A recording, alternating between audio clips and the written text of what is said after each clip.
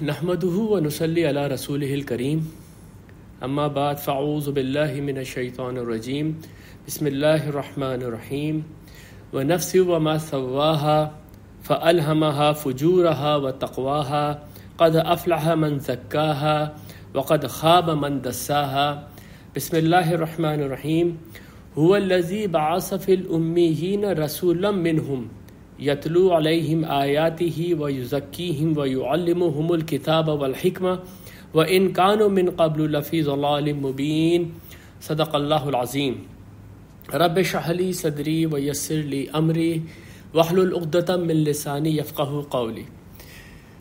اگر ہم انسان کی علمی تاریخ کا مطالعہ کریں تو یہ بات سامنے آئے گی کہ انسانیت بالکل ابتدا سے جن سوالات کے جوابات ڈھونڈ رہی ہے ان میں سے سب سے اہم سوال یہ ہے کہ ہماری زندگی کا مقصد کیا ہے اور ہماری کامیابی کس چیز میں ہے۔ آج بھی آپ کسی بھی گھر میں کسی بھی واک آف لائف میں دیکھیں گے کہ لوگ اپنے بچوں کو یہی تلقین کر رہے ہوتے ہیں کہ تمہیں لائف میں سکسیزفل ہونا ہے، تمہیں لائف میں کامیاب ہونا ہے۔ لیکن اگر ہم تھوڑا سا پوچھیں کہ سکسیس سے کیا مراد ہے، آپ کس چیز کو کہتے ہیں کہ کامیاب ہو جانا ہے زندگی میں، تو اکثر ہم لوگ یہ بات جانتے ہیں کہ اس کا جواب کیا ہوگا۔ اس کا جواب یہ ہوگا کہ بچے کا ایک اچھا کیریئر بن جائے، اس کے اندر ایک فائنینشیل اسٹیبلٹی آ جائے اور زندگی میں آسودگی ہو، چیزوں کی فراوانی ہو، اس کو تکلیف وغیرہ نہ ہو۔ یہ ایکچولی یہ اکثر لوگوں کا کرائیٹیریا ہے سکسیس کا۔ جب بھی سکسیس کی بات ہوتی ہے، اس کے اوپر ٹاکس ہوتی ہیں، اس کے اوپر کتابیں لکھی جاتی ہیں، اس کا بیک ڈراپ یہی کانسیپٹ ہوتا ہے کہ مٹیریلسٹیکلی اس دنیا کے اندر آدمی سکسیزفل ہو جائے۔ لیکن اگر آپ غور کریں تو اگر یہی کرائیٹیریا ہے نا سکسیس کا، تو دنیا میں مشکل سے 2 سے 3% لوگ ہی کامیاب ہیں جو اس لیول کے اوپر فائنینشلی اسٹیبل ہیں کہ ان کو اب کسی کی بھی ضرورت نہیں ہے۔ زیادہ تر لوگ تو پھر اس کا مطلب ہے ناکام ہو گئے۔ دوسری بات یہ ہے کہ یہ اگر کرائیٹیریا ہے سکسیس کا، تو پھر اس کے بعد اخلاقیات، عدل و قسط، انسانیت کے ساتھ ہمدردی، اس کے سارے واز، یہ سب سیکنڈری ہو جائیں گے۔ پہلی چیز یہ ہوگی کہ انسان اس دنیا کے اندر بائی ہک اور بائی کرک سکسیزفل بن جائے۔ اب کیونکہ اصل شے یہ ورلڈلی پوزیشنز ہیں، تو آپ یہ دیکھیں گے کہ جتنے بھی اللہ کے نیک بندے ہیں، خصوصاً اللہ کے جو پیغمبر ہیں، وہ تو اس میں بالکل ہی ناکام ہو گئے۔ اگر آپ سکسیس کا یہی کرائیٹیریا رکھیں گے تو خاص طور پہ محمد صلی اللہ علیہ وسلم یا حضرت عیسیٰ علیہ السلام، ان کے پاس تو کوئی ورلڈلی پوزیشنز آ ہی نہیں سکے۔ انہوں نے اپنی پوری زندگی کسی اور ہی مشن میں گزار دی۔ تو پھر سکسیس کیا ہے؟ یہ بات بھی آپ لوگوں کے سامنے کئی مثالوں سے رکھی جا سکتی ہے کہ ڈسپائٹ کہ کئی لوگ اس دنیا کے اندر اپنے بزنس پروموٹ کرنے کی وجہ سے یا کسی اور ریزنز کی وجہ سے بڑے سکسیسفل ہو گئے، بہت پیسہ ان کے پاس تھا، لیکن ان کی اپنی ذاتی زندگیاں زیادہ خوش نہیں تھیں۔ ان کی زندگیوں میں بہت سارے مسائل تھے، جس کی وجہ سے کہ وہ کبھی خودکشیاں کر رہے ہیں، کبھی وہ بہت زیادہ شراب کے نشے میں دھت ہو گئے ہیں، اور اب ان کو سمجھ میں نہیں آ رہا کہ وہ کہاں سے جا کے دل کا سکون حاصل کریں۔ تو یہ وہ سارا پیراڈائم ہے جس کے اندر ہم نے اس سوال کا جواب دیکھنا ہے، خصوصاً قرآن کے اندر سے۔ اور یہ بات میں آپ کے سامنے بالکل واضح کر دوں کہ جتنا ہم سکسیس کا یہ جو سوال ہے اس کو سادہ سمجھتے ہیں، اصل میں اتنا سادہ ہے نہیں۔ میں آپ کے سامنے اس دنیا کی جو علمی اور مذہبی تاریخ رکھوں گا تو یہ بات آپ کے سامنے آئے گی کہ بڑے بڑے لوگوں نے، عظیم لوگوں نے اس سوال کا جواب ڈھونڈا ہے اور اس کے پر اپنا فلسفہ دیا ہے۔ سب سے پہلے میں آپ کے سامنے کچھ مذاہب کی اس کے اوپر جو تعلیمات ہے وہ رکھتا ہوں مختصراً، تاکہ جب ہم قرآن کا فلسفہ کامیابی دیکھیں یا مقصد زندگی دیکھیں تو ہم بالکل کمپیئر کر سکیں کہ کیا جو ہمارے تصورات ہیں یا دوسرے مذاہب کے تصورات ہیں کامیابی کے وہ صحیح ہیں، یا قرآن کا جو فلسفہ ہے وہ زیادہ آپ کی فطرت سے قریب ہے۔ دیکھیں، مذاہب میں سب سے قدیم جو مذاہب ہیں جن کے اوپر ہم اکثر بات کرتے رہتے ہیں وہ دھارمک مذاہب ہیں جن کی ابتدا ہندوستان میں ہوئی ہے، یعنی کہ ہندوازم ہے، بدھزم ہے، جینزم ہے اور بعد میں سکھ ازم ہے۔ ان سب نے کامیابی اور زندگی کا مقصد قرار دیا ہے کہ آپ کو سیلویشن حاصل ہو جائے، آپ کو مکتی حاصل ہو جائے۔ کس چیز سے؟ یہ cycle of birth and death جس کے اندر ایک انسان پھنس گیا ہے، جس کو وہ سمسارا کہتے ہیں، اس سے کسی طرح سے وہ باہر نکلے۔ وہ اس سائیکل میں کیوں پھنسا ہوا ہے؟ کہ اس کی پچھلی زندگی کے کچھ گناہ ہیں جو اس کی روح کو دوبارہ اس دنیا میں لے کر آتے ہیں، اور وہ اس گناہوں کی پاداش کے اندر یہاں تکلیفیں اٹھاتی ہے۔ تو اس سے باہر کیسے نکلے؟ اس سے باہر نکلنے کا طریقہ جو انہوں نے بتایا، جس کی وجہ سے ان کو دھارمک مذاہب کہتے ہیں، وہ انہوں نے دھرم کا ایک تصور دیا کہ جس پہ چل کے آپ اپنی روح کو اپنے بدن سے آزاد کر دیں گے تو آپ کو مکتی مل جائے گی۔ یہاں پر آپ ایک بات نوٹ کرتے ہوئے چلیں کہ پہلی چیز تو یہ ہے کہ اگر کوئی آدمی اس فلسفے پہ یقین رکھے گا تو اس کی جو زندگی ہے وہ اس کی ابتدا بہت نیگیٹیولی ہو رہی ہے۔ وہ اپنے آپ کو سمجھے گا کہ میں ٹریپڈ ہوں کسی ایک پرابلم کے اندر، اس میں سے میں نکلوں کیسے، اور مجھے یاد بھی نہیں ہے میں نے اپنی پچھلی زندگی میں ایسا کیا تھا، لیکن کیونکہ میرا یہ عقیدہ ہے اس لیے میں مان لیتا ہوں میں نے اپنی پچھلی زندگی میں بڑے گناہ کیے تھے، اب میں اس سے باہر کیسے نکلوں۔ تو یعنی ابتدائی زندگی کی یعنی تصور زندگی کا دماغ کے اندر بیٹھ رہا ہے، وہ ایک بہت سلبی، ایک بہت نیگیٹو تصور ہے۔ ایک پھنسا ہوا آدمی، ایک نادیدہ گناہوں کے اندر پھنسا ہوا آدمی اپنے آپ کو نکالنے کی کوشش کر رہا ہے۔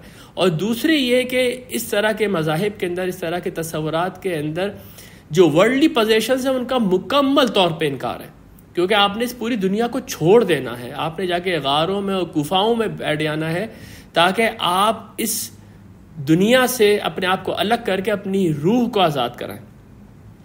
اس کے بعد عموماً میں آپ کے سامنے یہ جو زوراسٹیرینزم ہے اس کا میں ذکر کرتا رہتا ہوں۔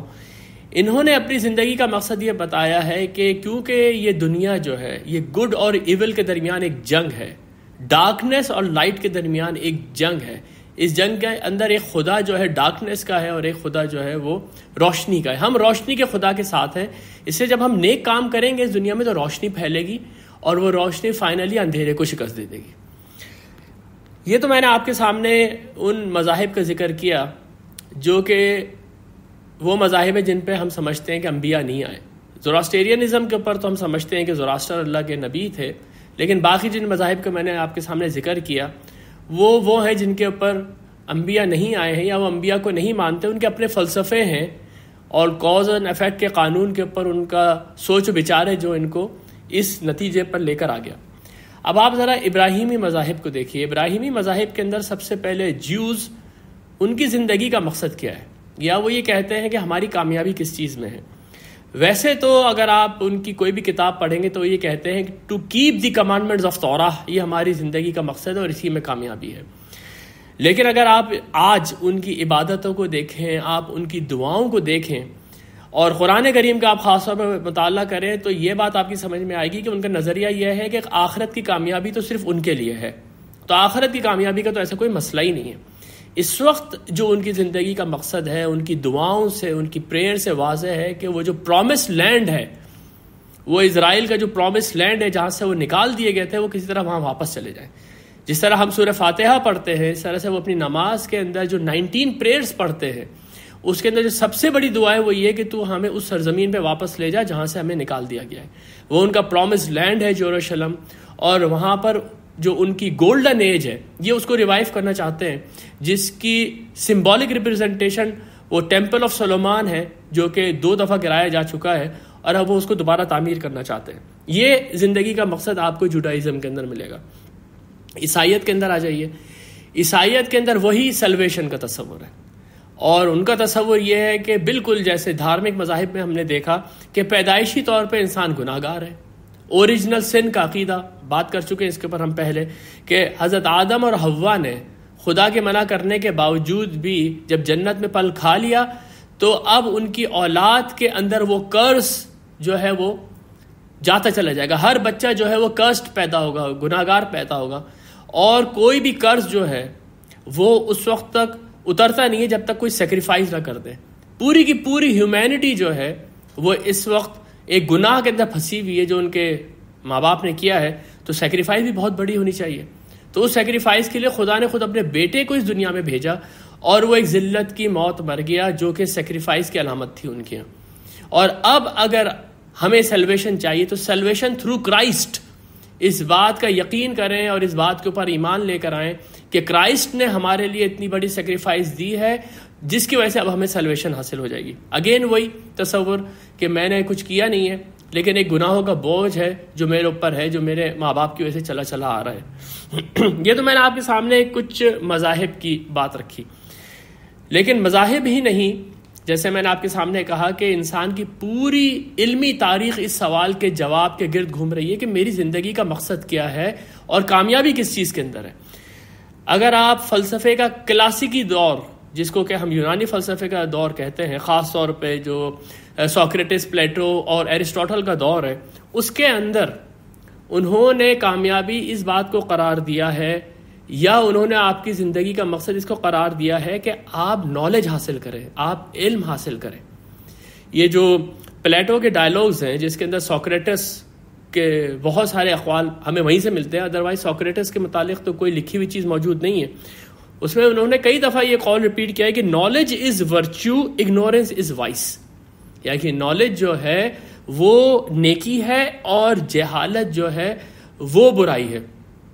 اور ان کی زندگی کا جو مقصد رہا وہ یہ کہ خواہ ان کو زہر کا پیالہ کیوں نہ پینا پڑ گیا، لیکن جو نالج انہوں نے حاصل کی تھی اس نالج پہ کھڑے رہے، بھلے وہ یونان کے دوسرے لوگوں کے لیے ناقابل قبول تھی کیونکہ وہ ان کے خداؤں کا انکار تھا اس کے اندر.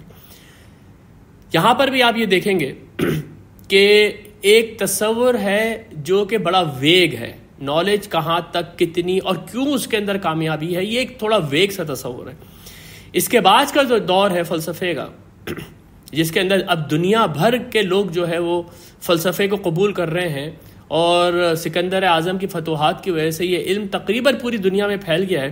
تو اس دور میں جنگ و جدل سے تنگ آ کر لوگوں نے ایک فلسفہ ایجاد کیا جو کہ آج کے فلسفے کی جڑ ہے. یہ جو مٹیریلسٹک فلسفہ آج میں نے آپ کے سامنے رکھا کہ سکسیس کا مطلب اس دنیا کی کامیابی ہے، اس کی جڑ یہ فلسفہ ہے جو میں آپ کے سامنے رکھنے جا رہا ہوں، جس کو اسٹوئسزم کہتے ہیں. انہوں نے یہ کہا، ان کے اندر بڑے بڑے لوگ پیدا ہوئے جنہوں نے کہا کہ بھائی اصل جو کامیابی ہے نا وہ یہ کہ اس دنیا میں آپ خوش رہیں. یہ اتنی مصیبتیں جو آپ کے چاروں طرف ہیں، جنگ ہو رہی ہے، جدل ہو رہی ہے، اصل چیز یہ کہ آپ اس دنیا میں کسی طرح سے خوش رہیں. لیکن ان میں جو اچھے لوگ تھے انہوں نے یہ کہا کہ ہیپینس تھرو ورچوئس لائف، آپ اچھی ایک اپنے ورچو کے اوپر زندگی گزاریں، اچھے اقدار کے اوپر زندگی گزاریں اور آپ خوش رہیں.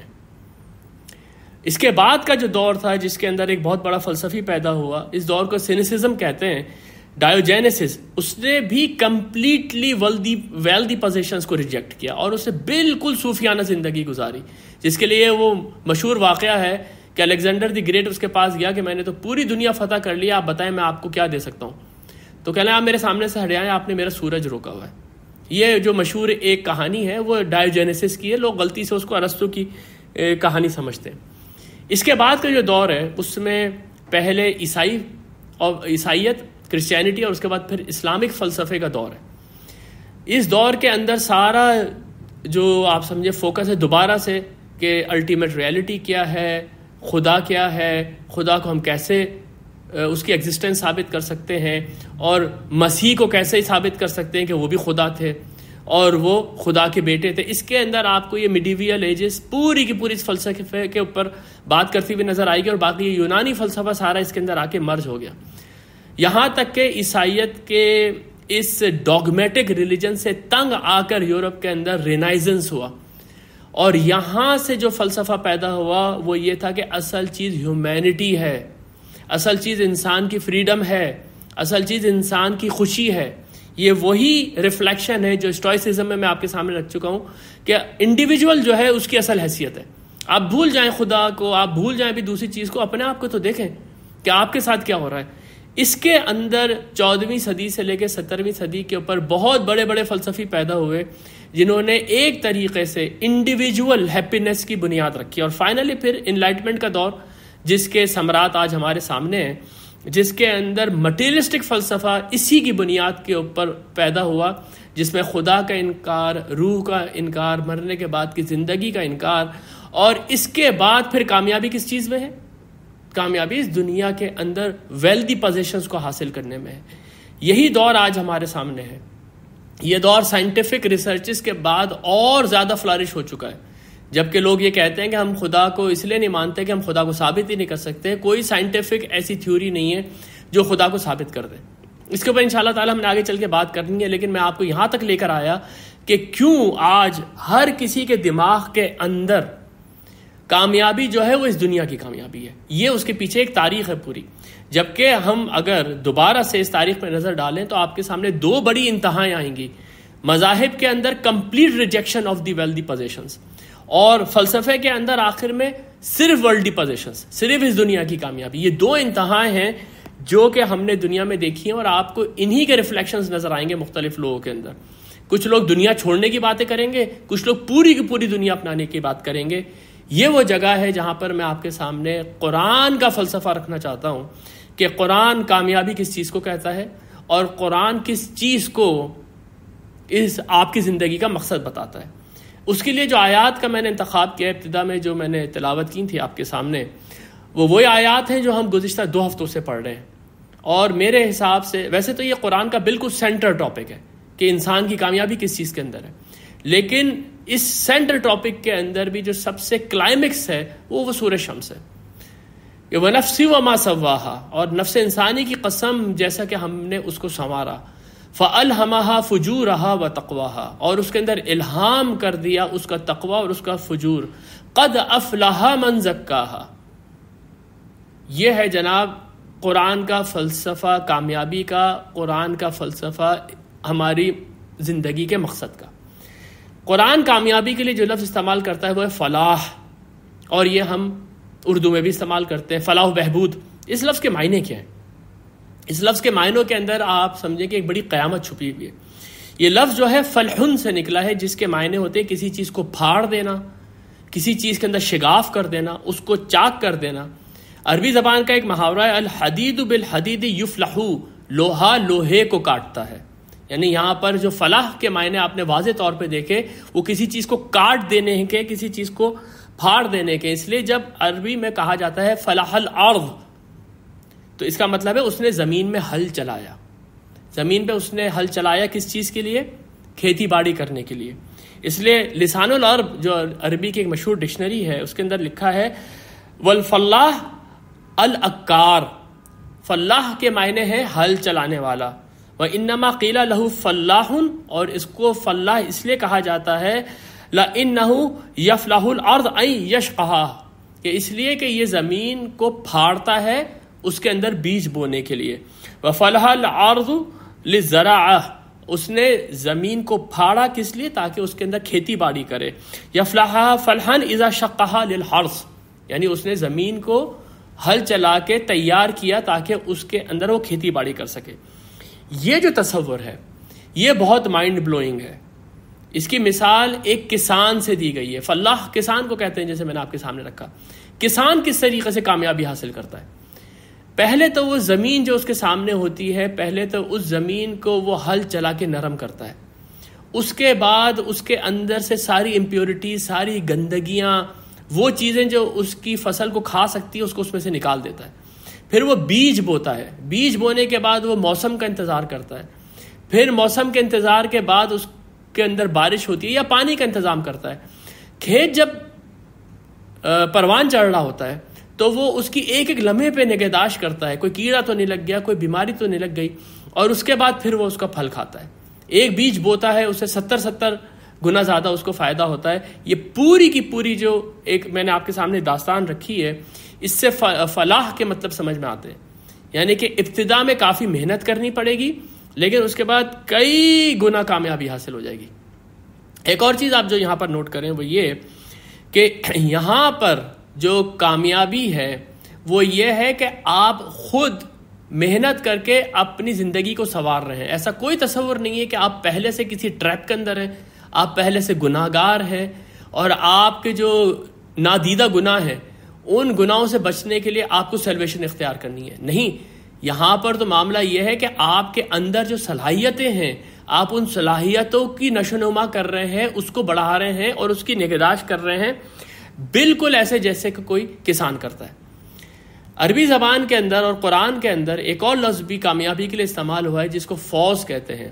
فوز و فلاح یہ لفظ اردو میں ہم استعمال کرتے ہیں. وہاں پر آپ کو یہ نظر آئے گا کہ یہ لفظ اس وقت استعمال ہو رہا ہے جب آپ کو کسی مصیبت سے آپ کی جان چھوٹ رہی ہے. لیکن قرآن کے مطالعے سے ہم یہ بات جان چکے ہیں کہ انسان کے اوپر مصیبت اس کے اپنے ہاتھوں سے آتی ہے. وہ خود اپنے لیے گناہ کماتا ہے, اس کے بعد وہ اس کے اندر پھنس جاتا ہے اس وبال میں, اور جا کے پھر خدا کے سامنے اس کو حساب دینا پڑتا ہے. اس لیے قرآن کے اندر سورہ آل عمران کے اندر الفاظ ہیں کل نفس ذائقۃ الموت, ہر نفس نے موت کا مزہ چکھنا ہے. وَإِنَّمَا تُوَفُّونَ أُجُورَكُمْ يَوْمَ الْقِيَامَةِ, اور اس کے بعد تمہیں پورا کا پورا اجر دیا جائے گا تمہارے کرموں کا قیامت کے دن. فَمَنْ زُحْزِحَ عَنِ النَّارِ, اور جو بچ گیا آگ سے, وَأُدْخِلَ الْجَنَّةَ, اور داخل ہوا جنت میں, فَقَدْ فَازَ, وہ کامیاب ہو گیا. یہاں پر فوز کے جو الفاظ ہیں اس میں آپ کو پتہ چلا کہ اس میں ہاں ایک مصیبت سے بچنا ہے اور ایک کامیابی کے اندر داخل ہونا ہے, لیکن وہ مصیبت میرے پچھلے جنم کی یا میرے ماں باپ کے گناہوں کی وجہ سے میرے اوپر نہیں آئی ہے, بلکہ میرے اپنے ہاتھوں کی وجہ سے میرے اوپر آئی ہے. اس لیے میں اس کا حساب دے کے اگر جہنم سے بچ گیا تو کامیابی ہے. اس لیے فوز کے الفاظ بھی یا فوز یا فائز اس طرح کے الفاظ بھی قرآن میں کامیابی کے لیے آئے ہیں, لیکن اصل جو کامیابی کے لیے لفظ قرآن میں استعمال ہوا ہے وہ فلاح ہے. قد افلح المومنون, فلاح پا گئے وہ مومن. اس کو آپ ایک اور طریقے سے سمجھیں کہ فلاح کے مقابلے میں جو لفظ آیا ہے وہ ہے خواب. الفاظ آپ دوبارہ سے نوٹ کرتے جائیں, قد افلح من زکاہا وقد خاب من دساہا. فلاح پا گیا وہ جس نے کہ اپنے نفس کا تزکیہ کیا, اور ناکام ہو گیا جس نے اس کو دبا دیا. فلاح کے مقابلے میں خوابہ. خوابہ کے معنی کیا ہیں؟ حرما ولم ینل ما طلب, محروم ہو گیا, جس چیز کی اس کو طلب تھی وہ اس تک پہنچ نہیں سکا. یا پھر حرمان والخسران, بہت زیادہ محرومی, بہت زیادہ نقصان, حرمان الجد, بے انتہا محرومی. یہ فلاح کے مقابلے کا لفظ ہے جو یہاں پر آیا ہے. اس سے میں اور آپ اور بھی اس لفظ کے معنی سمجھ جائیں گے کہ فلاح جو ہے وہ یہ ہے کہ آپ کامیابی حاصل کریں بہت زیادہ محنت کر کے, اور کئی گنا کامیابی حاصل کریں, اور اس کے بعد ناکامی یہ ہے کہ جو منافع آپ چاہتے تھے یا جو کھیتی آپ چاہتے تھے آپ اس سے محروم ہو گئے. تو قد خواب من دساہا. اب آ جائیں دوسرے لفظ کے اوپر, قد افلح من زکاہا. یہ ہے اصل آج کا ہمارا ٹاپک, تزکیہ نفس, اور یہ ہماری زندگی کا مقصد ہے جو قرآن بتاتا ہے کہ انسان تزکیہ حاصل کرے. تزکیہ کے معنی کیا ہے؟ دیکھیں, تزکیہ کا جو لفظ ہے اسی سے لفظ زکوٰۃ بنا ہے, جو کہ ہم جانتے ہیں کہ 5 اراکین اسلام میں سے ہے, نماز, روزہ, حج اور زکوٰۃ. تو زکوٰۃ اور تزکیہ یہ ایک ہی لفظ ہے. تو اس لیے آج ہم نے اگر تزکیہ سمجھ لیا تو زکوٰۃ بھی آپ سمجھیں کہ ہماری سمجھ میں آ جائے گی. اس لفظ کے معنی یہ ہوتے ہیں کہ آپ کسی بھی چیز کو پیوریفائی کریں, کسی بھی چیز کی کلینزنگ کریں تاکہ وہ خوب گرو کر سکے, خوب پروان چڑھ سکے. دوبارہ سے اس کو اسی کسان کی مثال میں لے جائیں کہ اگر فلاح جو ہے وہ کسان ہے تو جو کام وہ کر رہا ہے وہ تزکیہ ہے. جس طریقے سے وہ نشو نما دے رہا ہے اپنی کھیتی کو وہ تزکیہ ہے. وہ پہلے جھاڑ جھنکار صاف کرتا ہے کھیت کے, اس کے بعد کھیت کو نرم کرتا ہے, پھر اس کے اندر بیج ڈالتا ہے, پھر ایک ایک اسٹیپ پہ اس کی نشو نما دیکھ رہا ہوتا ہے, جو نیوٹریشن اس کو چاہیے ہوتے ہیں وہ دے رہا ہوتا ہے, اس کو کھاد دے رہا ہوتا ہے, اس کو پانی دے رہا ہوتا ہے, اور اس کے اوپر اگر کوئی کیڑا لگ جائے تو اس کو نکال رہا ہوتا ہے, یہاں تک کہ وہ پروان چڑھ جائے, اپنے الٹیمیٹ پوٹینشیل تک پہنچ جائے اور وہ فائدہ اس کو حاصل ہو جائے چاہتا تھا. یہ پورا کا پورا عمل جو کسان کا ہے یہ تزکیہ کہلاتا ہے. اب دیکھیں جو ہماری جو کلاسیکل ڈکشنریز ہیں وہ اس کو کیا کہتی ہیں؟ وہ کہتی ہیں اصل الزکاہ النمو الحاصل ان برکت اللہ تعالی. یہ وہ گروتھ ہے, یہ وہ نشو نما ہے, یہ وہ پروان چڑھنا ہے جو کہ اللہ کی برکت سے حاصل ہوتی ہے.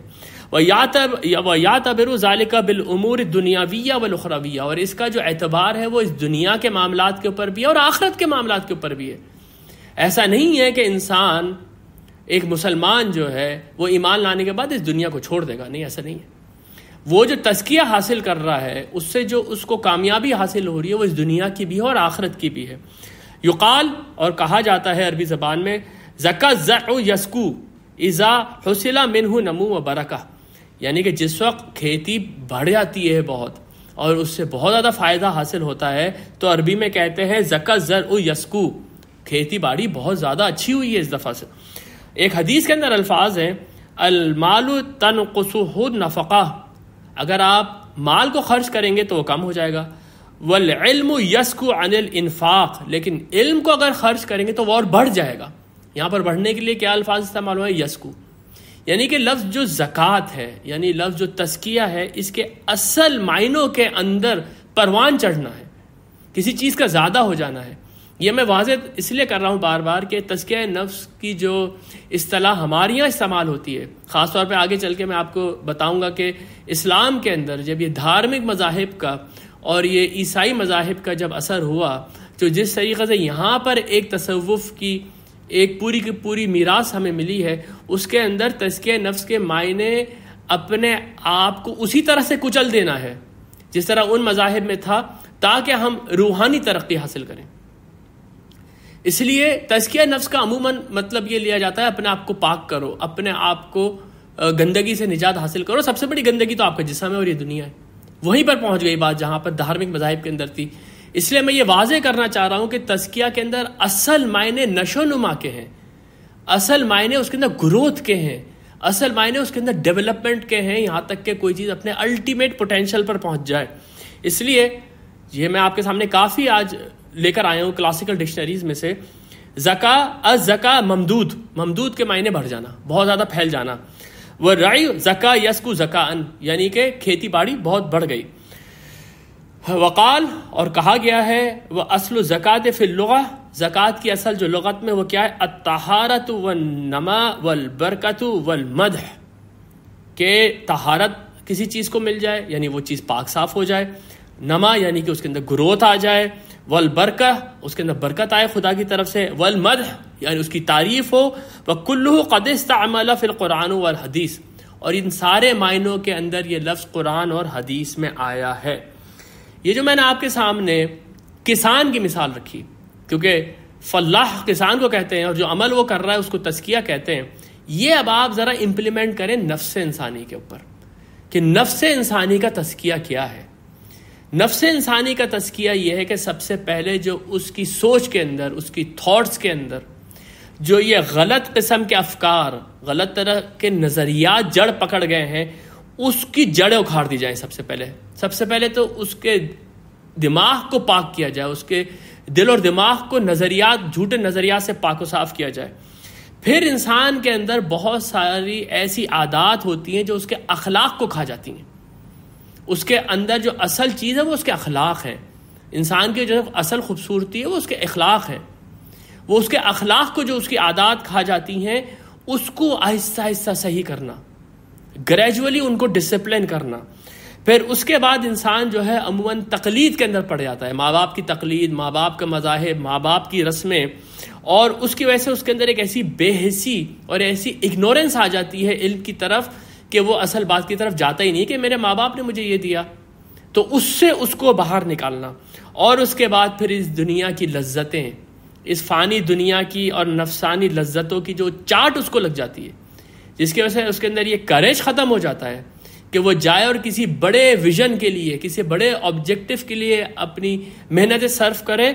وہ اس کے اندر سے نکالنا ہے، اس کے اندر اس کا علاج کرنا ہے، یہاں تک کہ اس کی عادتیں سنور جائیں، یہاں تک کہ اس کی ذہنی، اخلاقی اور روحانی ترقی ہو اور وہ اس مرتبے پہ پہنچ جائے جس کی قابلیت اللہ نے اس کے اندر رکھی ہوئی ہے.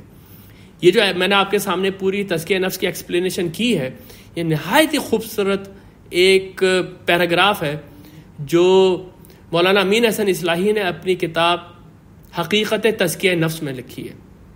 میں نے اس کو تھوڑا ایلیبریٹ کر کے آپ کے سامنے رکھا ہے، لیکن بہت ہی خوبصورت انہوں نے اس کی ایکسپلینیشن کی ہے. اور ابتدا میں انہوں نے یہی ساری باتیں کہی ہیں کہ پروان چڑھنا اس کے اصل معنی ہے، اپنے الٹیمیٹ پوٹینشیل پہ پہنچنا اس لفظ کے اصل معنی ہے. ہمارے یہاں تصوف کے زیر اثر یہ ایک بہت سلبی تصور بن کے رہ گیا کہ اپنے آپ کو روکو، اپنے آپ کو کاٹو، اپنے آپ کو محروم کرو تو تم روحانی ترقی حاصل کرو گے. یہ جو لفظ تزکیہ ہے جس کی میں نے آپ کے سامنے اتنی بڑی ایکسپلینیشن رکھی ہے، آپ دیکھیں اس کے مقابلے میں سورہ شمس کے اندر کیا الفاظ آئے. اس کے مقابلے میں سورہ شمس میں الفاظ ہیں وَقَدْ خَابَ مَنْ دَسَّاهَا، اور نامراد ہو گیا وہ جس نے کہ اس کو دبا دیا. دساہا کے معنی کیا ہے یا دسن کے معنی کیا ہے؟ کسی چیز کو مٹی کے اندر دبا دینا کہ وہ باہر اب گرو ہی نہ کر سکے. اس کی ایک مثال قرآن سے ہی میں آپ کو دیتا ہوں. سورہ نحل کے اندر ایک آیت ہے کہ انہوں نے اللہ کے لیے بیٹیاں بنا دیں. لات، منات اور عزا، یہ 3 یا 4 جو دیویاں تھیں، ان دیویوں کے نام عورتوں کے اوپر رکھے ہوئے تھے اور کہا جاتا تھا کہ یہ دیویاں جو ہیں یہ خدا کی بیٹیاں ہیں. اس کے اوپر اللہ تعالیٰ کہتا ہے کہ تم نے اللہ کو بیٹیاں دے دی، اپنے لیے تم چاہتے ہو صرف بیٹے ہوں. تمہاری اگر کوئی بیٹی ہو جائے تو تم لوگوں کا رویہ کیا ہوتا ہے؟ اَيَمْسِكُهُ عَلَىٰ هُونٍ، تم سوچتے ہو کیا میں اس کو روک کے رکھوں اپنے پاس اور ذلت کو برداشت کروں؟ ام یدسہ فی التراب، یا میں اس کو دفنا دوں مٹی کے اندر. یہ یدسہ کے الفاظ یہاں پر جو ہیں یہ اسی دساہا سے نکلے، زمین کے اندر دبا دینا. یعنی آپ کے اندر جو صلاحیتیں تھیں ان صلاحیتوں کو دبا دیا، آپ کے اندر جو خوبیاں تھیں ان خوبیوں کو دبا دیا. اس سے لفظ تزکیہ کے معنی بالکل واضح ہو جاتے ہیں کہ جو اندر خصوصیات ہیں ان کو پروان چڑھانا ہے. اور پروان چڑھانے کے لیے بالکل وہی تصور جو ایک کسان کا ہے کہ جس طرح سے وہ اپنی کھیتی باڑی کی نگہداشت کرتا ہے، انسان اپنے نفس کی نگہداشت کرتا ہے. اس طریقے سے اگر آپ یہ دیکھیں تو پورے ہمارے دین کا مقصد، تمام عبادات کا مقصد یہی ہے. یہ ہمارا مقصد زندگی ہے کہ انسان اپنے آپ کو وہ مخلوق بنا دے جس کی قابلیت اللہ تعالیٰ نے اس کے اندر رکھی ہے. اور اس کی سب سے بڑی مینیفیسٹیشن یہ ہے کہ اس کا اخلاق اتنا خوبصورت ہو جاتا ہے کہ وہ کائنات کی سب سے خوبصورت چیز بن کے سامنے آ جاتا ہے. وہ صرف وہ اسی وقت اختیار کر سکتا ہے جب وہ اپنے اندر سے رذائل اخلاق کو، بری عادتوں کو، برے اخلاق کو جڑ سے نکال کے پھینک دے. اور بعض اوقات یہ کام بڑا مشکل ہوتا ہے کیونکہ کوئی چیز جب آپ نکال رہے ہوتے ہیں، اپنے اندر سے ان انسٹال کر رہے ہوتے ہیں، تو اس کے اندر محنت کرنی پڑتی ہے. اور یہی افلاح کے معنی ہے. دیکھیں قرآن کریم کے اندر یہ فرمایا ہے کہ یہ جو لوگ تزکیہ حاصل کرتے ہیں جنت صرف انہی لوگوں کے لیے ہے. صرف انہی لوگ. یہ جنت میں جانے کی جو ایک شرط ہے وہ یہ کہ تم پاکیزہ ہوگے، تم نے تزکیہ حاصل کیا ہوا ہوگا. سورہ طٰہٰ کے اندر الفاظ ہیں وَمَنْ يَأْتِهِ مُؤْمِنًا، اور قیامت کے دن جو آیا اس طرح سے کہ وہ مومن تھا، قد عمل الصالحات، اور اس نے اچھے اعمال کیے ہوئے تھے، فَأُولَٰئِكَ لَهُمُ الدَّرَجَاتُ الْعُلَىٰ، تو اس کے لیے بہت بلند درجات ہیں. جنات عدن تجری من تحتها الانہار خالدین فیہا، اس کے لیے ایسے باغات ہیں جس کے نیچے نہریں بہتی ہوں گی، اس میں وہ ہمیشہ رہیں گے. وَذَلِكَ جَزَاءُ مَن تَزَكَّىٰ، یہ ہے وہ جزا جو اس کو ملے گی جس نے کہ تزکیہ حاصل کیا. اب میں آپ کے سامنے جناب یہ رکھتا ہوں کہ نہ صرف پورے دین کا مقصد بلکہ یہ ساری عبادات جو ہم لوگ کرتے ہیں اس کا بھی ایک مقصد ہے. نماز پڑھنا، روزہ رکھنا، حج پہ جانا، زکوٰۃ دینا، ان سب کے مقصد ہیں. اور وہ مقصد اگر حاصل نہیں ہو رہے تو وہ صرف ریچولز ہیں، میئر ریچولز ہیں. حالانکہ اس کے اوپر ہم نے جا کے تفصیل سے بھی بات کرنی ہے کہ نماز کی اصل حقیقت کیا ہے، زکوٰۃ کی اصل حقیقت کیا ہے، حج ہمیں کس چیز کے لیے تیار کرتا ہے. لیکن ون لائنر اگر میں آپ سے کہوں کہ ون لائنر میں پرپس آف دیز ریچولز آپ کے سامنے رکھوں تو یا تو وہ تقویٰ ہے یا تزکیہ ہے. اور تزکیہ اور تقویٰ یہ آپس میں بالکل نتھی ہوئے ہیں. یہ کیسے ہوئے ہیں یہ بھی ہم آگے چل کے دیکھیں گے. سب سے پہلے آپ دیکھیں نماز. نماز کے لیے قرآن کے اندر الفاظ آئے ہیں قد افلح من تزکا، تقریباً وہی الفاظ ہیں جو سورہ شمس کے اندر ہیں کہ قد افلح من زکاہا. یہاں پر الفاظ ہے قد افلح من تزکا، وہ تو کامیاب ہو گیا جس نے کہ تزکیہ اختیار کیا، جس نے کہ پاکیزگی اختیار کی. وَذَكَرَ اسْمَ رَبِّهِ فَصَلَّىٰ، اور اس نے اپنے رب کو یاد کیا اور نماز پڑھی. یعنی کہ نماز جو ہے وہ تزکیہ نفس کا سب سے بڑا ذریعہ ہے کیونکہ اس کے اندر اللہ کا ذکر ہے، اس کے اندر یاد دہانی ہے آخرت کی. آخرت کی یاد دہانی انسان کو اس دنیا کے اندر اکاؤنٹیبل بناتی ہے. اس لیے قد افلح من تزکا وذکر اسم ربہ فصلی، یہ سورۃ الاعلیٰ ہے.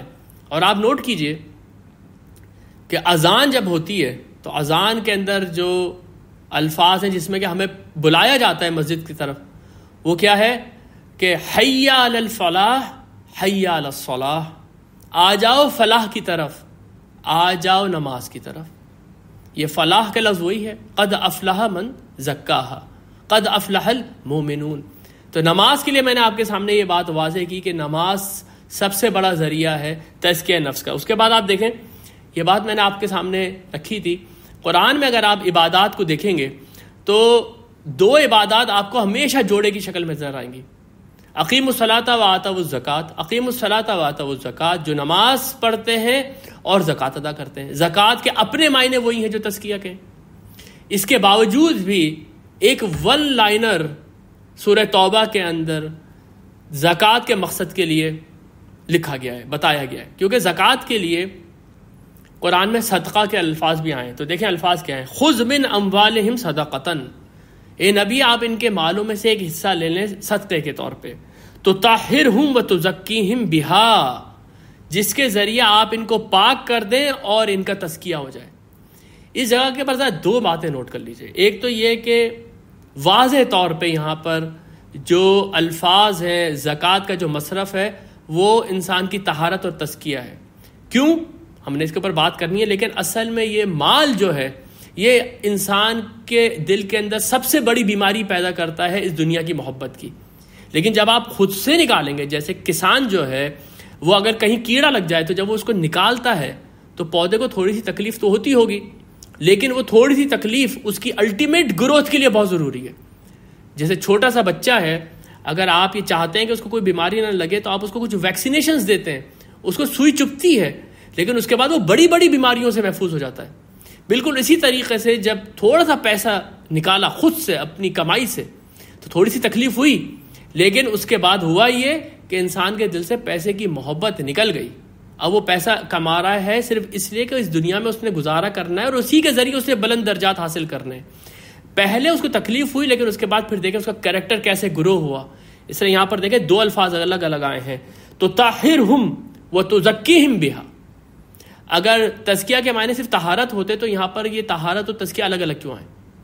اس لیے یہ بات ہمیں قرآن کے الفاظ کے استعمال سے ہی پتہ چل رہی ہے کہ تزکیہ کے معنی طہارت کے علاوہ بھی کچھ اور ہے، کلینزنگ اینڈ پیوریفیکیشن کے علاوہ بھی کچھ ہے، اور جس کے مطلب ہے نمو، یعنی کہ پروان چڑھنا اور نشو و نما پانا. حج اور قربانی کا مقصد قرآن میں کیا بتایا گیا ہے؟ دیکھیں قربانی کے لیے تو یہ ہم آگے چل کے انشاءاللہ تعالی جب کچھ مشرکانہ مذاہب کو اسٹڈی کریں گے تو اس میں آپ کے سامنے رکھوں گا کہ وہ ان کے ہاں جو قربانی کا تصور تھا یا سیکریفائس کا تصور تھا وہ یہ کہ خدا اس وقت ناراض ہو گیا ہے، کسی طریقے سے قربانی پیش کرو تاکہ وہ قربانی اس کو جب مل جائے تو وہ ٹھنڈا ہو جائے. یہ تصور یہاں سے سیکریفائس کا دوسرے مذاہب کے اندر پیدا ہوا. اس تصور کو ذہن میں رکھیں. اور قربانی کا ذکر سورۃ الحج کے اندر ہے، جس میں قربانی کرنے کے بعد آپ نے کیا کرنا ہے، اپنے ہی بہن بھائیوں کو اور غریبوں کو وہ کھلا دینی ہے، وہ گوشت کھلا دینا ہے. الفاظ ہیں لَن يَنَالَ اللَّهُ لُحُومُهَا وَلَا دِمَاؤُهَا. اس قربانی کا نہ تو گوشت اللہ تک پہنچتا ہے اور نہ اس کا خون اللہ تک پہنچتا ہے، وَلَٰكِن يَنَالُهُ التَّقْوَىٰ مِنكُمْ، بلکہ تمہارا جو تقویٰ ہے وہ اللہ تک پہنچتا ہے. میں نے آپ کے سامنے یہ بات رکھی تھی کہ جو عبادات ہم کرتے ہیں، جو نماز روزہ حج زکوٰۃ ہم کرتے ہیں، اس کا مقصد یا تو تزکیہ ہے یا اس کا بعد تقویٰ ہے. یہ دونوں آپس میں ایک جوڑا ہے، تقویٰ اور تزکیہ. حج پہ جاتے ہوئے آدمی کو کن چیزوں کا خیال کرنا ہے؟ الحج اشہر معلومات، حج کے مہینے سب کو پتہ ہے. فمن فرض فیہن الحج، جو اس کے اندر حج کی نیت کر لے، فلا رفث ولا فسوق ولا جدال فی الحج، پھر وہ کوئی بری بات نہ کرے، وہ کوئی گناہ کی بات نہ کرے اور نہ ہی وہ جھگڑا کرے حج کے اندر. فما تفعلوا من خیر یعلمہ اللہ، اور تم جو کوئی بھی عمل کرو گے خیر میں سے اللہ اس کو جانتا ہے. فإن خیر الزاد التقوی وتزودوا، تم اپنے ساتھ حج کا سامان لے کے جاؤ. یہ ان لوگوں کی یہاں ایک بدعت تھی کہ وہ کہتے تھے ہم حج پہ جا رہے ہیں، ہم تو اللہ کے مہمان ہیں، ہم کو کچھ کھانے پینے کی ضرورت نہیں ہے، پھر وہاں جا کے بھیک مانگتے تھے. تو اللہ تعالیٰ کہہ رہے اس میں کوئی نیکی نہیں ہے. وہ تزودوا، اپنے ساتھ تم سامان لے کے جاؤ. فإن خیر الزاد التقوی، سب سے بڑا جو سامان تم اپنے ساتھ لے کے جاؤ گے وہ تقوی لے کے جاؤ گے. واتقونی یا اولی الالباب، میرا تقوی اختیار کرو اے عقل والو. اپنے آپ کو جھگڑے سے روکنا، اپنے آپ کو، اور جو لوگ بھی حج پہ گئے وہ جانتے ہیں کہ وہاں پر غصے کا آ جانا، جھگڑے کا ہو جانا یا منہ سے گالم گلوچ نکل جانا یہ بالکل فطری بات ہے. اگر انسان نے اپنے آپ کو کنٹرول نہیں کیا ہوا، اپنے آپ کو اپنا تزکیہ نہیں کیا ہوا، تو اتنی ہڑبونگ ہوتی ہے وہاں پر، اتنا رش ہوتا ہے کہ ہر تھوڑی دیر بعد آپ کے لیے ایک نیا سرپرائز ہوتا ہے. لیکن وہیں پر تو اپنے آپ کو کنٹرول کرنا ہے، وہیں پر تو اپنے تزکیے کا اظہار کرنا ہے. اور یہ کنٹرول جب انسان کو حاصل ہو جاتا ہے تو حج کا مقصد پورا ہو جاتا ہے. فَاتَّقُونِي یا اُولِي الْأَلْبَابِ، میرا تقوی اختیار کرو اے عقل والو. تو آخری چیز کہ روزے کا مقصد کہ کتب علیکم الصیام کما کتب علی الذین من قبلکم لعلکم تتقون، کہ روزے تمہارے پر اس لیے فرض کیے، روزے تمہارے پر اسی طرح فرض کیے گئے ہیں جس طرح پچھلی امتوں پہ فرض کیے گئے تھے، تاکہ تمہارے اندر تقوی آ جائے. ساری عبادات کا، ہمارے سارے نماز روزہ حج زکوٰۃ کا مقصد تزکیہ نفس ہے یا تقوی ہے. اور میں آپ کے سامنے ابھی رکھنے والا ہوں کہ تقوی اصل میں وہ موٹیویٹنگ فورس ہے، وہ ڈرائیونگ فورس ہے جو انسان کو تزکیے تک لے کے جاتی ہے. لیکن اس سے پہلے ایک چیز اور نوٹ کر لیں. میں نے آپ کے سامنے سورہ جمعہ کی جو پہلی آیات ہیں وہ تلاوت کی تھی، اس میں پیغمبروں کے آنے کا مقصد بیان کیا گیا. اس سے پہلے جو ہے حضرت موسیٰ علیہ السلام کے بارے میں بھی آ چکا ہے کہ جاؤ فرعون کی طرف اور اس کو خبردار کرو، شاید کہ وہ تزکیہ حاصل کر لے. اور اب یہاں پر نبی صلی اللہ علیہ وسلم کے لیے الفاظ ہیں هو الذی بعث فی الامیین رسولا منہم، اور وہ خدا ہے جس نے اٹھایا امیوں کے اندر ایک رسول، یتلو علیہم آیاتہ. یہ قرآن کی وہ سینٹر آیت ہے جو قرآن میں 4 دفعہ ریپیٹ ہوئی ہے، 4 دفعہ ریپیٹ ہوئی ہے، جس میں نبی کے آنے کا مقصد بتایا کہ میں نے اس نبی کو مبعوث کیوں کیا ہے. پہلا مقصد وہ تمہیں اللہ کی آیات تلاوت کر کے سناتا ہے. وَيُزَكِّيهِمْ، تم لوگوں کا تزکیہ نفس کرتا ہے. وَيُعَلِّمُهُمُ الْكِتَابَ وَالْحِكْمَةَ، اور تمہیں کتاب اور حکمت کی تعلیم دیتا ہے. وَإِنْ كَانُوا مِنْ قَبْلُ لَفِي ضَلَالٍ مُبِينٍ، اس سے پہلے تو تم کھلی ہوئی گمراہی کے اندر تھے. اس آیت کے اندر آپ کو 2 تفسیر ملیں گی. ایک تفسیر تو آپ کو یہ ملے گی کہ اللہ کے رسول کی 4 ذمہ داریاں ہیں، ان میں سے ایک تزکیہ نفس ہے. لیکن مولانا امین احسن اصلاحی اور مولانا حمید الدین فراہی نے جو اس کی تفسیر کی وہ یہ کی ہے کہ اصل مقصد تزکیہ ہے، آیات کی تلاوت، کتاب اور حکمت کی تعلیم ذریعہ ہے تزکیہ نفس کا. وجہ اس کی کیا ہے؟ اس کی جو ترکیب ہے اس آیت کی، اس میں آپ یہ دیکھیں گے کہیں پر تزکیہ کے الفاظ آخر میں آئے ہیں، کہیں پر تزکیہ کے الفاظ بیچ میں آئے ہیں. تو بتانے کا مقصد ان کا یہ تھا کہ اصل میں جو چیز مقصود ہے وہ تزکیہ، اس لیے اس کی ترکیب تھوڑی آگے پیچھے ان آیات میں ہو رہی ہے، باقی سب اپنی جگہ پر ہے. تو ان کی ریسرچ کے مطابق یہ تینوں کی تینوں ذمہ داریاں جو نبی صلی اللہ علیہ وسلم کی، اس کا مقصد ایک ہی ہے، یعنی کہ تزکیہ نفس. یہ کہ نبی اس لیے آئے ہیں کہ نہ صرف وہ لوگوں کا تزکیہ کریں بلکہ وہ ایک رول ماڈل بن جائیں. ان کے لوگوں کے سامنے ایک ایسا رول ماڈل ہو کہ تزکیہ حاصل کرنے والا انسان ہوتا کیسا ہے، نظر کیسا آتا ہے، لوگوں سے برتاؤ کیسے کرتا ہے. اس لیے قرآن میں اللہ کے رسول کے لیے الفاظ ہیں لَقَدْ كَانَ لَكُمْ فِي رَسُولِ اللَّهِ أُسْوَةٌ حَسَنَةٌ، تم لوگوں کے لیے رسول کی زندگی میں ایک اسوہ حسنہ ہے. کن لوگوں کے لیے؟ لمن کان یرجو اللہ والیوم الآخر، وہ لوگ جو کہ اللہ کو چاہتے ہیں اور یوم الآخرت میں کامیابی چاہتے ہیں، ان کے لیے رسول کی زندگی میں اسوہ حسنہ ہے. اب میں آپ کے سامنے چند حدیثیں لے کر آیا تھا جس میں نبی صلی اللہ علیہ وسلم کے اخلاق کے اوپر بات ہوئی بھی ہے. کوئی بھی آدمی، ایک دفعہ میں نے ایک صاحب سے یہ سوال کیا کہ اگر میں آپ کے سامنے محمد صلی اللہ علیہ وسلم کا نام لوں سب سے پہلے کیا چیز آپ کے ذہن میں آتی ہے؟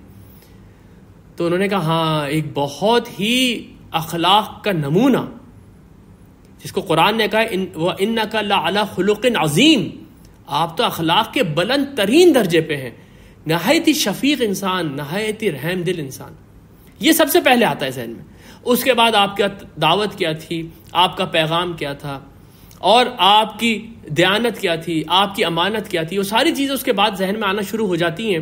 لیکن پہلی چیز جو ایک ہمارے اندر امپرنٹ ہوا ہے امیج، وہ آپ صلی اللہ علیہ وسلم کے اخلاق ہے.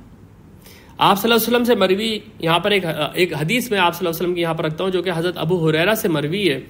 اس میں فرمایا گیا ہے، نبی صلی اللہ علیہ وسلم فرماتے ہیں انما بعثت لاتم مکارم الاخلاق، یا کسی جگہ پہ کہا ہے صالح الاخلاق، میں اس لیے بھیجا گیا ہوں کہ میں تمہارے درمیان عمدہ اخلاق کو مکمل کر دوں.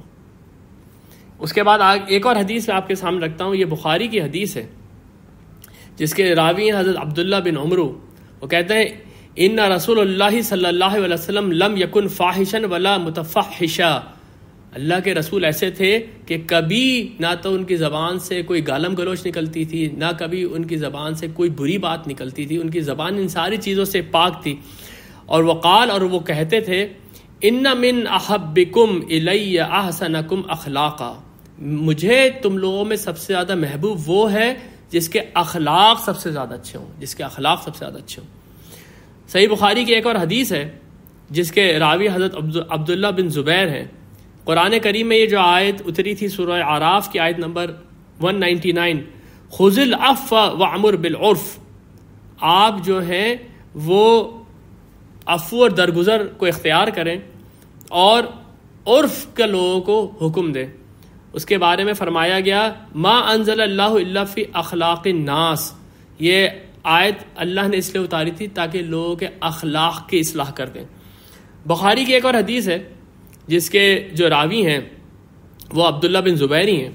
وہ فرماتے ہیں قال امر اللہ نبی صلی اللہ علیہ وسلم ان یاخذ العفو من اخلاق الناس او کما قال، کہ اللہ تعالیٰ نے نبی صلی اللہ علیہ وسلم کو حکم یہ دیا تھا کہ آپ سب سے زیادہ لوگوں کے اخلاق درست کرنے کی کوشش کریں اور درگزر سے کام لیں.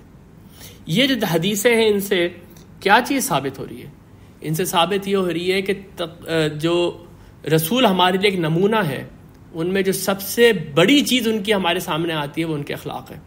اور تزکیہ نفس کی سب سے بڑی مینیفیسٹیشن یہ ہوگی کہ انسان کے اخلاق بہت اچھے ہو جائیں گے. اس کے بعد اب میں آپ کے سامنے یہ بات رکھتا ہوں کہ کس طریقے سے تزکیہ اور تقویٰ کا آپس میں تعلق ہے، جو کہ آپ کو اس سورہ شمس کے اندر بھی واضح طور پہ نظر آیا ہے. فَأَلْهَمَهَا فُجُورَهَا وَتَقْوَاهَا قَدْ أَفْلَحَ مَنْ زَكَّاهَا. بالکل آگے پیچھے یہ آیات موجود ہیں. تقویٰ کے اوپر تو ہم بات کر چکے ہیں کہ کوئی انسان اپنے آپ کو لمٹ کے اندر رکھے، کوئی انسان اپنے آپ کو گاڈ کانشیس کر کے رکھے، کوئی آدمی اپنا سیلف کنٹرول رکھے، یہ تقویٰ ہے. اس کے اوپر ہم نے 2 سیشنز کیے اس سے پہلے. اب آپ ذرا نوٹ کریں ایک بات کو، وہ شخص جس کو کہ آپ یہ کہیں گے یہ اپنے اخلاق کا بڑا اچھا ہے، وہ شخص ہوگا جو اپنے غصے اور جذبات کو قابو کر سکتا ہوگا. لیکن آپ یہ خود، یہ آپ کے تجربے کے اندر یہ بات ہوگی کہ جس شخص کے اخلاق کی آپ تعریف کرتے ہیں اصل میں وہ شخص ہوگا جو اپنے غصے کو، اپنے جذبات کو کنٹرول کرنے والا ہوگا، اپنی زبان کو کنٹرول کرنے والا ہوگا، اور وہ آپ کے ساتھ ہمیشہ ایک اچھے طریقے سے ملے گا، خواہ وہ غصے میں ہو یا غصے میں نہیں ہو. اس کی طبیعت کے اندر ایک میچورٹی ہوگی، اس کی طبیعت کے اندر آپ کو ایک ڈیولپمنٹ نظر آ رہی ہوگی. یہ وہ چیز ہے جس کو آج کی زبان میں ہم ایموشنل کنٹرول یا ایموشنل انٹیلیجنس کہتے ہیں، کہ اصل آپ کی کامیابی یہ ہے کہ آپ اپنے ایموشنز کو کنٹرول کر سکیں. غصہ آیا نوکری کو لات مار کے آ گئے، غصہ آیا بیوی کو تھپڑ مار دیا، غصہ آیا بچوں کو کچھ کہہ دیا اور پورے کے پورے گھر کو تباہ و برباد کر دیا. سائیکولوجیکلی ہر بچہ ڈسٹرب ہے اور مینٹلی بیگم صاحبہ جو ہیں وہ ایک مرض کا شکار ہو چکی ہیں، کیونکہ شوہر صاحب گھر کے اندر اتنے ولنریبل ہیں، ان کے موڈ سوئنگز اتنے زیادہ ہیں کہ پتہ ہی نہیں چلے گا ان کو کب غصہ آ جائے گا. یہ وہ جو شخص ہے جو کہ اتنا ریئیکٹیو آدمی ہے، کیا آپ یہ کہیں گے کہ اس آدمی کا تزکیہ نفس ہو گیا ہے؟ تو اس لیے جو بات میں آپ کے سامنے رکھنا چاہ رہا ہوں وہ یہ کہ تزکیہ نفس کے لیے جو سب سے زیادہ امپورٹنٹ چیز ہے وہ صفت ہے جس کو ہم تقویٰ کہتے ہیں. اس لیے یہاں پر تقویٰ اور تزکیہ بالکل ایک دوسرے کے ساتھ آیا ہے، بالکل ایک دوسرے کے ساتھ نتھی ہوا ہے. انسان اپنے آپ کو کنٹرول میں رکھے، گاڈ کانشیسنس کو سامنے رکھتے ہوئے اپنے آپ کو اپنی لمٹ کے اندر رکھے، تو وہ منازل حاصل کر سکتا ہے جو کہ اعلیٰ اخلاق کی منازل ہے. آخری بات میں آپ کے سامنے لے کر آیا ہوں کہ یہ تزکیہ، اس کی آخر منزل کیا ہے، ہم کہاں تک اس میں پہنچ سکتے ہیں. میں آپ کے سامنے بار بار یہ بات رکھ رہا ہوں نا کہ جو آپ کے اندر صلاحیتیں ہیں وہ ابھارنی ہیں. اگر ان کے اندر کوئی بیماری لگ گئی ہے تو اس کو صاف کرنا ہے. یہ کلینزنگ اور پیوریفیکیشن کے بعد جو گروتھ ہے وہ ہماری اخلاقی اقدار کی گروتھ ہے. اس کی پھر الٹیمیٹ منزل کیا ہے؟ ٹھیک ہے ہمارے سامنے ایک نمونہ پیغمبر کی زندگی کے طور پہ موجود ہے، لیکن پھر بھی ہم کہاں تک پہنچ سکتے ہیں، ہماری منزل کہاں تک ہے؟ اس کے لیے میں آپ کے سامنے ایک حدیث لایا ہوں، ایک بائبل کی ورس لایا ہوں اور ایک قرآن کی ورس لایا ہوں. ایک حدیث کے اندر الفاظ ہیں، یہ مسلم شریف کی حدیث ہے. بہت مشہور حدیث ہے، عموماً لوگ اس کا مطلب نہیں سمجھ پاتے. اب جو پیراڈائم ہم نے یہاں پر بلڈ کر دیا، اب اس حدیث کے معنی آپ کو بالکل واضح طور پہ سمجھ میں آ جائیں گے. حضرت ویسے تو یہ حدیث میں الفاظ یہ ہیں کہ تم کسی شخص کے منہ پہ تھپڑ نہیں مارو، کیونکہ، اور پھر آگے یہ الفاظ ہیں. الفاظ یہ فَإِنَّ اللَّهَ خَلَقَ آدَمَ عَلَى صُورَتِهِ، اللہ تعالیٰ نے آدم کو اپنی صورت پہ پیدا کیا ہے. اس حدیث کو لے کے لوگوں کے اندر بہت مختلف قسم کے عقائد ہیں. جو لوگ اللہ کی تجسیم وغیرہ مانتے ہیں، اللہ کے ساتھ اس کے ایک جسم کو ایٹریبیوٹ کرتے ہیں، وہ اس حدیث کو ایک نص کے طور پہ لے کر آتے ہیں. اسی طرح بائبل میں بک آف جینیسس میں چیپٹر نمبر 1 اور ورس نمبر 27 میں بالکل یہ الفاظ ہیں. So God created man in his own image, خدا نے انسان کو اپنے امیج کے اوپر پیدا کیا ہے. کیا مطلب ہے اس کا؟ اس کا مطلب قرآن کی اس آیت سے واضح ہوتا ہے جو میں آپ کے سامنے رکھنے جا رہا ہوں. کئی دفعہ قرآن میں یہ آیت آئی ہے، لیکن خاص طور پہ اس وقت جو حصہ اس کا میں پڑھ رہا ہوں آپ کے سامنے، یہ سورہ صاد اور سورہ حجر میں آیا ہے. الفاظ یہ ہیں کہ اللہ تعالیٰ یہ کہہ رہے ہیں فرشتوں کو کہ میں ایک مٹی سے ایک انسان بنانے جا رہا ہوں. فَإِذَا سَوَّيْتُهُ، جب میں اس کو بنا دوں اور اس کو اچھی طرح سنوار دوں، وَنَفَخْتُ فِيهِ مِن رُوحِي، اور اس کے اندر اپنی روح پھونک دوں، فَقَعُوا لَهُ سَاجِدِينَ، تو اس کے سامنے سجدے میں گر جانا. میرے اور آپ کے اندر اللہ تعالیٰ کی جتنی بھی صفات ہیں وہ کروڈ فارم کے اندر ان کا ایک سایہ موجود ہے. اللہ کی جتنی بھی اعلیٰ صفات ہیں، وہ رحمان ہے، وہ رحیم ہے، وہ عفو درگزر کرنے والا ہے، وہ خالق ہے، وہ مصور ہے. یہ ساری کی ساری جو اللہ کی صفات ہیں، ان کا ایک سایہ، ان کا ایک پرتو انسان کے اندر موجود ہے، جس کو یہاں پر اللہ تعالیٰ نے کہا کہ میں نے اس کے اندر اپنی روح پھونکی. ویسے تو روح کے معنی کیا ہو سکتے ہیں اور ان ساری باتوں کے اوپر ابھی ہم نے آگے چل کے بات کرنی ہے، لیکن اس کے اوپر یہ تھوڑی سی بات سمجھ لیں کہ اسی چیز کو جس کو یہاں وَنَفَخْتُ فِيهِ مِن رُوحِي کہا گیا ہے، اسی کو حدیث میں کہا گیا ہے کہ اللہ تعالیٰ نے آدم کو اپنی صورت پہ پیدا کیا، یا بائبل میں جس کو کہا کہ اس نے اپنے امیج کے اندر پیدا کیا. اب ہونا کیا ہے؟ اسی وجہ سے سورہ احزاب کے اندر ایک آیت ہے کہ ہم نے اس امانت کو آسمان اور زمین کے اوپر رکھا، کسی نے نہیں اٹھایا، صرف انسان نے اٹھا لیا. وہ امانت کیا تھی؟ وہ امانت یہی روح تھی، وہ امانت یہی اللہ تعالیٰ کی امیج تھی. اس سے کیا ہے کہ جو یہ انسان اللہ کو پہچان سکتا ہے، کوئی کائنات نہیں پہچان سکتی، کیونکہ اللہ تعالیٰ کی جو صفات ہیں اس کو پہچاننے کے لیے ان صفات کا جاننا ضروری ہے، اور وہ صرف انسان کے علاوہ کوئی نہیں پہچان سکتا، کیونکہ انسان کے اندر وہ کروڈ فارم کے اندر موجود ہے.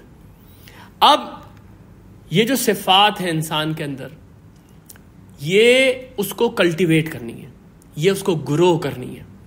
اس کے اپوزٹ فورسز بھی خدا نے اس کے اندر الہام کر کے رکھی ہوئی ہیں، جس کو فجور کہا گیا ہے. تو اس کا الٹیمیٹ پوٹینشیل کیا ہے؟ اس کا الٹیمیٹ پوٹینشیل یہ ہے کہ انسان وہ بن جائے زمین کے اوپر کہ اللہ یہ کہہ سکے کہ یہ میرا خلیفہ ہے زمین کے اوپر. انی جاعل فی الارض خلیفہ.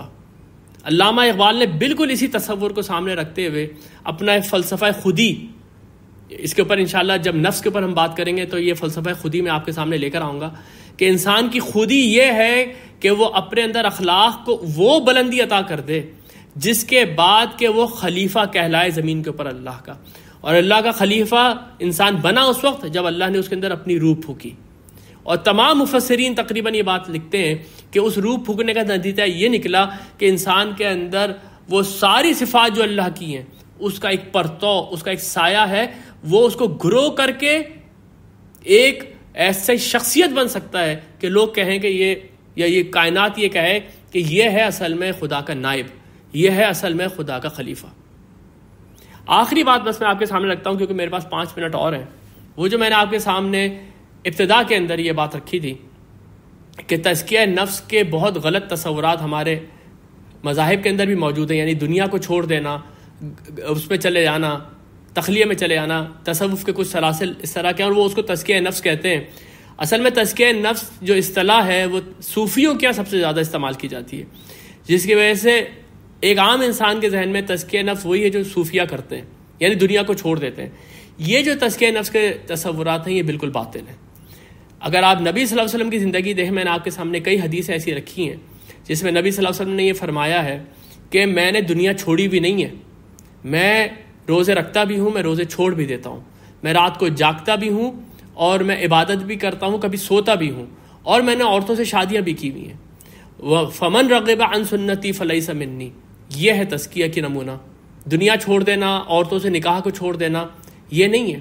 میں نے آپ کے سامنے یہ حدیث بھی رکھی تھی کہ آپ صلی اللہ علیہ وسلم کے سامنے ایک صاحب کا ذکر کیا گیا کہ انہوں نے یہ کہا کہ میں زندگی میں کبھی شادی نہیں کروں گا، تو آپ صلی اللہ علیہ وسلم نے ان کو بلایا اور ان کو سمجھایا کہ تمہاری آنکھ کا بھی تمہارے اوپر حق ہے، تمہارے نفس کا بھی تمہارے اوپر حق ہے، تمہاری زوجہ کا بھی تمہارے اوپر حق ہے۔ یہ میں نے آپ کے سامنے یہ حدیثیں رکھی تھی جب ہم سورہ فاتحہ پڑھ رہے تھے۔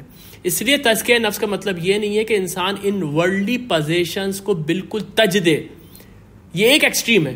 دوسری ایکسٹریم یہ ہے کہ انسان صرف ان ورلڈلی پوزیشنز کے پیچھے لگ جائے اور اسی کو سکسیس قرار دے، نہیں، ان دونوں کے درمیان کا جو راستہ ہے وہ سکسیس ہے۔ اور قرآن نے اس کو اس طرح سے ڈسکرائب کیا ہے کہ بل تؤثرون الحیات الدنیا والآخرۃ خیر وابقی، تمہارا معاملہ یہ ہے کہ تم دنیا کی زندگی کو فوقیت دیتے ہو، اس کو پرائرٹی دیتے ہو، جبکہ آخرت بہتر ہے اور باقی رہنے والی ہے۔